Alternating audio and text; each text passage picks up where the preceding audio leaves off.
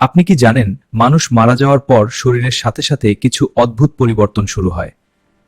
মৃত্যুর কয়েক সেকেন্ডের মধ্যেই ফিপরের সম্পূর্ণভাবে থেমে যায়। হৃদপিণ্ড থেমে যাওয়ার প্রায় 20 থেকে সেকেন্ডের মধ্যেই মস্তিষ্ক তার কার্যক্রম ধীরে ধীরে বন্ধ করতে শুরু করে।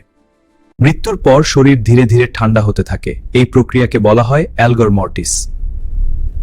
কয়েক ঘন্টা পরে শরীরের পেশিগুলো শক্ত হয়ে যায়। এই অবস্থাকে বলা হয় রিগর মর্টিস। সময়ের সাথে সাথে শরীরের কোষগুলো ভেঙে যেতে শুরু করে এবং প্রকৃতির স্বাভাবিক ধীরে ধীরে হতে থাকে। মৃত্যুর পর শরীরের পরিবর্তন এখানেই শেষ হয় না। সময়ের সাথে সাথে আরও কিছু গুরুত্বপূর্ণ প্রক্রিয়া শুরু হয়।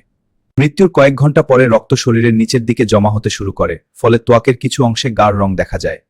মৃত্যুর পর চোখ ধীরে ধীরে শুকিয়ে যায় এবং তাদের স্বাভাবিক রিলিফে। কিছু সময় পরে শরীরের ভেতরে ব্যাকটেরিয়ার কারণে গ্যাস তৈরি হতে শুরু করে, যার ফলে শরীর ধীরে ধীরে ফুলে উঠতে পারে। সময়ের সাথে সাথে কোষ ভেঙে যাওয়ার কারণে ত্বক আলগা হয়ে যেতে শুরু করে।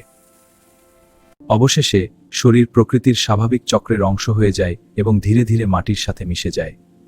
Subscribe to the channel now and hit the bell icon to get videos like this.